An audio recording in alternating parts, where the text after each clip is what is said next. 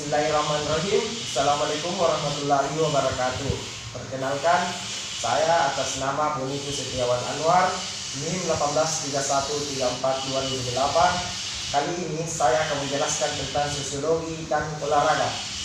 Kali ini sosiologi fitness dan olahraga. Yang pertama yaitu ruang lingkup olahraga. Ruang lingkup olahraga menurut pasal 17, ruang lingkup olahraga meliputi beberapa. Yang pertama yaitu olahraga pendidikan, yang kedua olahraga rekreasi, yang ketiga olahraga prestasi. Adapun olahraga pendidikan menurut pasal 18, 1. Olahraga pendidikan diselenggarakan sebagai bagian proses pendidikan. 2. Olahraga pendidikan dilaksanakan baik pada jalur pendidikan formal maupun non formal melalui kegiatan intrakurikuler atau ekstrakurikuler. Yang ketiga yaitu olahraga pendidikan dimulai pada usia dini. Yang keempat, olahraga pendidikan pada jalur pendidikan formal dan dilaksanakan secara terstruktur dan berjenjang.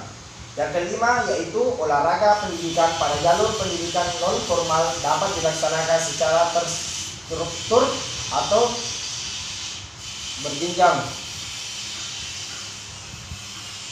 Lanjutannya yaitu adapun yang keenam, olahraga pendidikan sebagai dimaksud pada ayat 4 dan ayat 5 dibimbing oleh guru atau dosen olahraga dan dapat dibantu oleh tenaga keolahragaan yang disiapkan oleh setiap satuan pendidikan.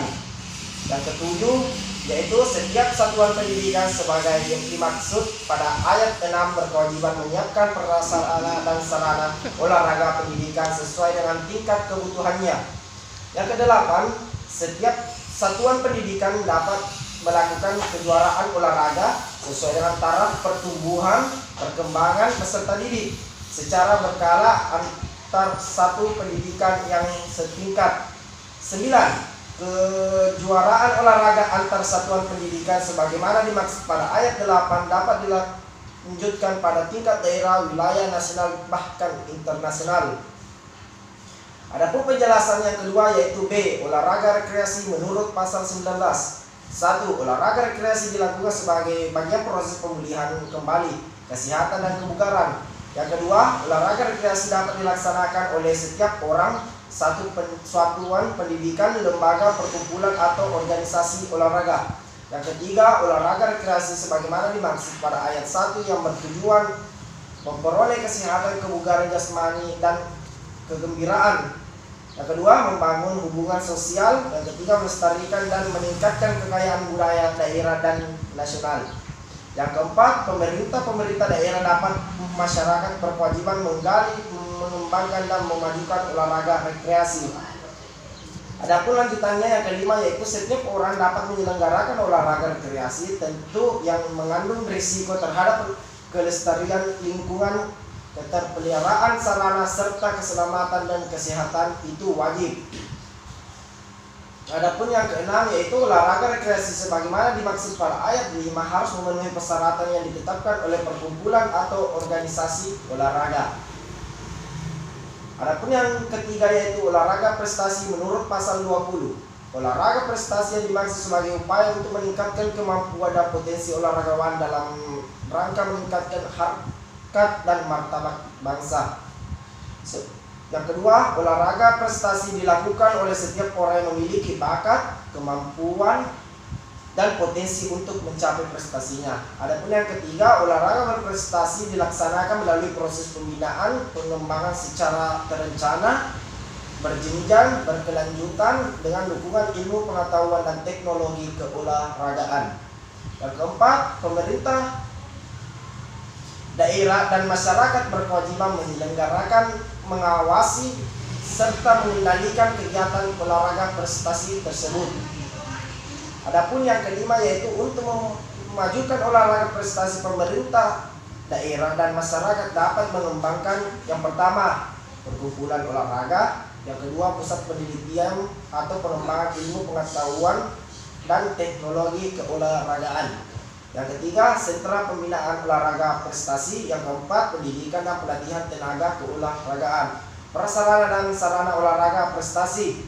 Adapun yang keenam yaitu sistem pemanduan dan pengembangan bakat olahraga. Dan yang terakhir, sistem informasi keolahragaan melakukan uji coba kemampuan prestasi olahragawan pada tingkat daerah, nasional maupun internasional sesuai dengan kebutuhan mereka masing-masing.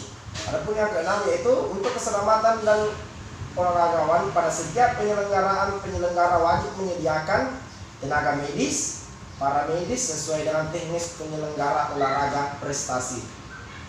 Adapun penjelasan selanjutnya yaitu ruang lingkup sosiologi. Pengertian sosiologi berasal dari bahasa Latin yaitu socius yang artinya kawan dan logos yang berartinya ilmu, sehingga dapat diartikan bahwa sosiologi adalah pengetahuan tentang pertemanan atau perkawanan. Pengertian pertemanan ini selanjutnya diperluas cakupannya menjadi sekelompok manusia yang hidup bersama dalam sebuah tempat atau bisa disebut dengan masyarakat. Dengan demikian, sosiologi juga diartikan sebagai pengetahuan tentang hidup bermasyarakat atau hubungan antar masyarakat. Istilah sosiologi pertama kali dikemukakan oleh Auguste Comte dalam bukunya yang berjudul Cours de Philosophie Positive. Menurut Comte, sosiologi adalah ilmu pengetahuan yang mempelajari tentang hubungan antara manusia dengan manusia lainnya dan hubungan kelompok masyarakat secara luas. Sosiologi mempelajari tentang masyarakat sebagai suatu kompleks hubungan interaksi, kekuatan dan lembaga sosial. Ilmu sosiologi membantu kita untuk paham akan realitas atau fakta sosial yang sering terjadi dalam kehidupan bermasyarakat. Selain pengertian sosiologi, ada beberapa ahli yang mengutarakan pendapatnya mengenai pengertian sosiologi. Yang pertama itu pengertian sosiologi menurut Suejono. Menurut Suejono Soekarno, sosiologi adalah ilmu yang memusatkan perhatian pada pencarian kehidupan sekelompok dan produk yang dihasilkan di kehidupan itu. Yang kedua, menurut Alan Johnson, sosiologi adalah ilmu yang mempelajari tentang kehidupan serta perilaku karena keterampilannya dengan sistem sosial, sehingga sistem tersebut dapat mempengaruhi individunya serta bagaimana individu tersebut dapat mempengaruhi sistemnya. Adapun yang ketiga, pengertian sosiologi menurut William V. Hobsbawm dan Mayer M. Nikoff. Menurut William dan Mayer, sosiologi adalah penelitian ilmiah terhadap interaksi sosial dan hasilnya yaitu organisasi sosial. Ada banyak di sini penjelasan tentang pengertian sosiologi menurut para ahli, tapi saya cuma menjelaskan beberapa saja. Dan kita masuk ke ruang lingkup sosiologi. Ruang lingkup sosiologi mempelajari struktur sosiologi yang meliputi perubahan sosial. Ruang lingkup sosial lebih luas dan kebanyakan ilmu sosial lainnya karena mencakup hubungan individu dengan individu dan kelompok dengan individu di dalam masyarakat. Karena dasar penelitian sosiologi merupakan penggabungan data berbagai ilmu pengetahuan, maka ruang lingkup kajian sosiologi dapat dijadikan 3 poin sebagai berikut. Yang pertama yaitu ekonomi beserta kegiatan usaha secara prinsip yang berhubungan dengan produksi, distribusi, dan pemakaian sumber-sumber kekayaan alam. Personal sejarah yaitu yang kedua yaitu personal sejarah, yaitu berhubungan dengan catatan kronologis, contohnya usaha kegiatan, manusia beserta prestasinya dan tercatat dan sebagainya. Adapun yang ketiga, masalah manajemen, yaitu pihak-pihak yang membuat kajian terkait dengan apa yang dialami warganya. Sedangkan menurut Sergio Suekarno, berdasarkan kekhususan dari ruang lingkupnya, sosiologi dapat dikelompokkan menjadi 2 macam cabang, yaitu sosiologi umum dan khusus. Sosiologi umum mempelajari dan menyelidiki tingkah laku manusia pada umumnya dalam mengadakan hubungan masyarakat. Adapun pengertian dari sosiologi khusus yaitu mempelajari dan menyelidiki bermacam-macam sektor kehidupan bermasyarakat dari sesuatu kegiatan kehidupan tertentu. Contoh sosiologi khusus menurut Sergio Suekarno: sosiologi pendidikan. Yang kedua, sosiologi perkotaan. Yang ketiga, sosiologi pedesaan, sosiologi hukum, yang kelima sosiologi politik, yang keenam sosiologi industri, serta yang terakhir yaitu sosiologi pembangunan. Adapun penjelasan atau kajian tentang sosiologi olahraga. Sosiologi olahraga terhadap ilmu olahraga diawali dengan keterlibatan sosiologi sebagai salah satu ilmu yang digunakan untuk mengkaji fenomena keolahragaan, serta konsep sosiologi dipaparkan sebagai dasar untuk memahami konsep-konsep sosiologi olahraga, khususnya berkaitan dengan proses sosial yang menyebabkan terjadinya dinamika atau perubahan nilai keolahragaan dari waktu ke waktu.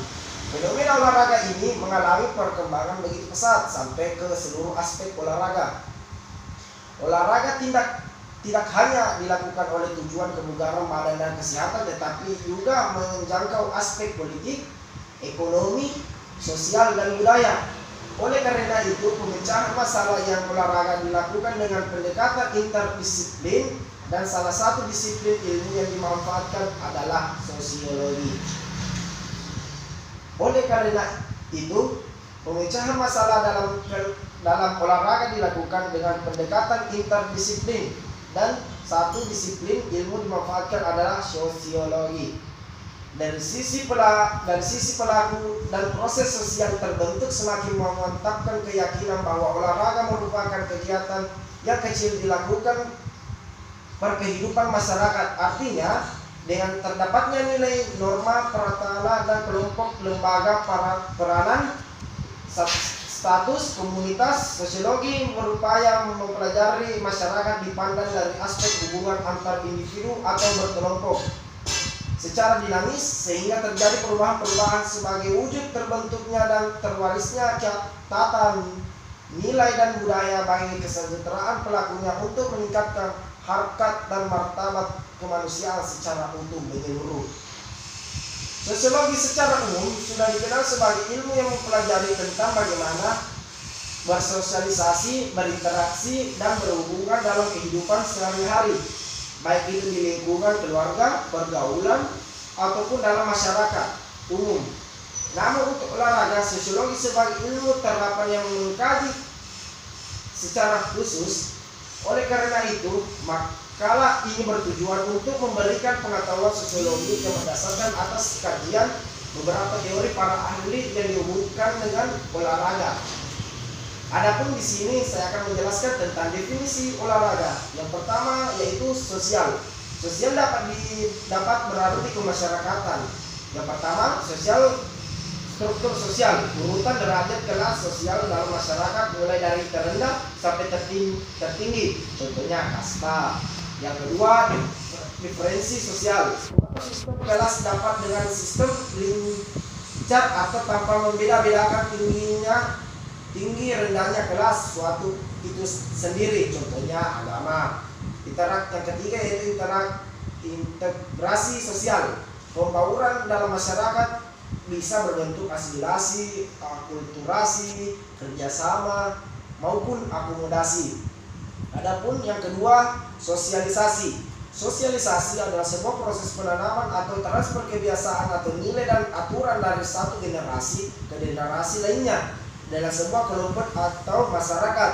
Sejumlah sosiolog menyebutkan sosialisasi sebagai teori mengenai peranan atau role teori, karena dalam proses sosialisasi diajarkan peran-peran yang harus dijalankan oleh individu. Adapun dua tipe sosialisasi pada penjelasan atau PPT yang saya buat ini. Kedua sosialisasi tersebut adalah sebagai berikut. Yang pertama, formal. Sosialisasi tipe ini terjadi melalui lembaga-lembaga yang berwenang menurut ketentuan yang berlaku dalam negara, seperti pendidikan di sekolah atau pendidikan militer. Yang kedua, informal. Sosialisasi tipe ini terdapat di masyarakat atau dalam pergaulan bersifat kekeluargaan seperti antara teman, sahabat, sesama anggota klub, atau kelompok-kelompok sosial yang ada di dalam masyarakat. Baik sosialisasi formal maupun sosialisasi informal tetap mengarah kepada pertumbuhan pribadi anak agar sesuai dengan nilai dan norma yang berlaku dalam lingkungannya.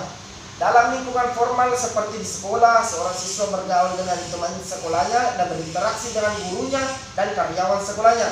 Dalam interaksi tersebut, ia mengalami proses sosialisasi. Dengan adanya proses sosialisasi tersebut, siswa akan disadarkan tentang peranan apa yang harus dia lakukan. Siswa juga diharapkan mempunyai kesadaran dalam diri untuk menilai dirinya sendiri. Adapun yang kedua, sosiologi olahraga. Sosiologi olahraga merupakan sosiologi terapan yang dikenakan pada olahraga, sehingga dapat dikatakan sebagai sosiologi khusus yang berusaha menaruh perhatian pada permasalahan olahraga. Baik sebagai ilmu terapan, sosiologi olahraga merupakan gabungan dari dua disiplin ilmu, yaitu yang pertama sosiologi dan olahraga, yaitu oleh Donald Chu, disebut sebagai perpaduan antara sosiologi dan olahraga. Ya, saya ulangi, yaitu sosiologi dan olahraga, yang oleh Donald Chu disebut sebagai perpaduan antara sosiologi dan olahraga. Sebagian ilmu murni yang bersifat non-etis atau teori-teori sosiologi berpeluang untuk dicercap oleh disiplin ilmu lain dan sebagai disiplin ilmu yang relatif baru. Olahraga masih menggunakan teori-teori disiplin ilmu yang menyusun teori ataupun hukum-hukum keilmuannya. Dalam hal ini olahraga bersifat integratif, yaitu berusaha menerima dan mengkombinasikan secara selaras keberadaan ilmu lain untuk mengkaji permasalahan yang dia hadapi. Sosiologi olahraga berupaya membahas perilaku sosial manusia, baik sebagai individu maupun kelompok. Dalam situasi olahraga artinya kita akan melakukan kegiatan olahraga. Pada dasarnya manusia melakukan kegiatan sosial berupa interaksi sosial dengan manusia lainnya. Latar belakang munculnya kajian sosiologi olahraga ini dapat dikaji oleh fenomena yang ada dalam dunia keolahragaan, yaitu yang pertama, ilmu olahraga menggunakan pendekatan interdisiplin dan cross disiplin dalam memecahkan permasalahan yang dihadapi. Kedua, telah diyakini dan diakui kebenarannya suatu teori yang dapat dinyatakan sport is the social condition atau sport is mirror of society. Kajian terhadapnya dilakukan dalam frekuensi dan intensitas yang tinggi, baik secara mikro maupun makro. Adapun penjelasannya tentang secara mikro. Yang pertama yaitu secara mikro. Kajian ilmu olahraga difokuskan pada upaya-upaya peningkatan kualitas dan kuantitas teori dan hukum pendukung ilmu olahraga, sehingga dihasilkan temuan-temuan yang dapat memperkokoh keberadaan olahraga sebagai fenomena aktivitas gerak insani yang berbentuk pertandingan ataupun perlombaan guna mencapai prestasi yang tinggi. Kajian secara mikro dilakukan dalam konteks internal keolahragaan yang secara epistemologi diarahkan kepada proses pemerolehan ilmu yang digunakan untuk meningkatkan kualitas gerak insani secara lebih efektif atau secara efisien. Adapun penjelasan secara makro, kajian ilmu olahraga diserahkan pada aspek fungsional kegiatan olahraga bagi siapapun yang terlibat dalam maupun langsung atau secara tidak langsung, seperti pelaku atau atlet, penikmat atau penonton, pemerintah atau bisnis dan sebagainya. Pada konteks itu, olahraga dikaji secara aksiologis untuk mengetahui pengaruh olahraga dan pelakunya sendiri atau layaknya luas, terutama pengaruh sosial yang mengakibatkan proses olahraga tidak lagi dipandang sebagai aktivitas gerak insani, melainkan telah berkembang secara merambat pada aspek-aspek kehidupan manusia secara luas. Oke, olahraga pada era ini telah diakui keberadaannya pada suatu fenomena yang tidak lagi steril atau aspek politik, ekonomi, sosial, dan budaya, sehingga tidak berlebihan dikatakan sebagai pemecahan permasalahan dalam olahraga mutlak dibentuk pendekatan dan berbagai disiplin ilmu, salah satunya adalah sosiologi. Adapun bidang kajian sosiologi, yang pertama bidang kajian sosiologi olahraga sangat meluas mengingat hal itu para ahli terkait berupaya mencari batasan-batasan bidang yang relevan. Misalnya, satu, Heizman menyatakan bagian dari teori sosiologi yang dimasukkan dalam ilmu olahraga meliputi sistem sosial. Yang kedua, masalah figur sosial. Yang kedua, Plessner dalam studi sosiologi olahraga menekankan pentingnya perhatian yang harus diarahkan pada pengembangan olahraga dan kehidupan dan dengan mengkaji teori kompensasi. Yang ketiga, Blitz dan McGinn menulis buku Women and Sport, mengurangi tentang fenomena kewanitaan yang aktif melakukan dipandang dari sudut sosiologi. Adapun pengaruh-pengaruh negatif dan emosi dalam kegiatan olahraga, antara lain yang pertama gelisah, yang kedua takut, yang ketiga marah. Dan adapun cara untuk mengurangi akibat negatif dari timbulnya kemarahan, perlu dicari bagaimana cara merendahkan kemarahan yang terjadi. Hal ini dapat diusahakan dengan cara yang pertama menghambat spontanitas tindak kemarahan, yang kedua mengurangi aktivitas tindakan, yang ketiga menanggapi kemarahan dengan usaha-usaha yang positif, dan yang terakhir melupakan atau menghilangkan dan menghindari sumber kemarahan. Dalam tulisan ini dideskripsikan bahwa melalui pendidikan olahraga yang selama ini banyak dipandang sebelah mata, ternyata banyak nilai perilaku yang secara real dapat mewujudkan apabila direncanakan secara sistematis. Adapun yang pertama itu sebagai nilai dasar. Nilai dasar dalam kehidupan sehari-hari, berolahraga sering disikapi sebagai media hiburan, pengisi waktu luang, senam, rekreasi, kegiatan sosialisasi, dan meningkatkan derajat kesehatan. Secara fisik, olahraga memang terbukti dapat mengurangi risiko terserangnya penyakit, meningkatkan kebugaran, memperkuat tulang, mengatur berat badan, dan mengembangkan keterampilan. Sayangnya nilai-nilai lebih penting daripada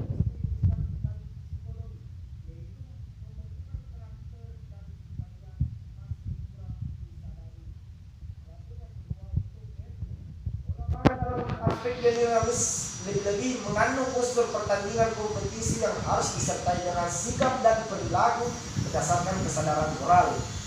Dalam 2 tahun terakhir, model kompetisi yang dijiwai fair play ini diimplementasikan pada kompetisi nasional dalam forum Olimpiade Olahraga Sekolah Nasional atau O2SN dan forum internasional yaitu ASEAN Primary School Sport Olympiad atau APSSO.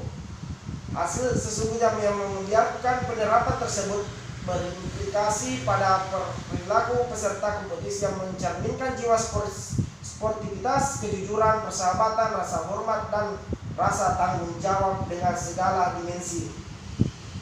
Baiklah, adapun yang terakhir yaitu kesimpulan dari sosiologi penjas dan olahraga ini. Di sini saya akan menyimpulkan bahwasanya olahraga sebagai suatu aktivitas yang melibatkan banyak pihak telah disikapi secara dinamis dari pemahaman terhadap yang dianggapi sebagai aktivitas primitif untuk mempertahankan hidup berupa menjadi proses sosial yang menghasilkan karakteristik perilaku dalam bersaing dan bekerja membangun suatu permainan yang dinaungi oleh nilai, norma, dan peranata lembaga. Kajian sosiologi yang berkaitan dengan kelompok sosial dapat dikenakan pada olahraga berdasarkan pada beberapa hal, yaitu situasi, kondisi, dan struktur serta fungsi kelompok olahraga. Serat dengan situasi dan kondisi mental akan persaingan dan tata aturan yang relatif ketat sehingga terciptanya rasa senang, santai, dan gembira. Berangkat dari paparan di atas, bentuk interaksi sosial dapat berupa kerja. Mungkin itulah yang dapat saya presentasikan untuk penjelasan dari mata kuliah sosiologi dan dari mata kuliah sosiologi penjas dan olahraga. Mungkin ada kesalahan yang terdapat dalam presentasi saya, maaf jika masih banyak kekurangan dalam video ini. Wabillahi taufiq wal hidayah. Wassalamualaikum warahmatullahi wabarakatuh.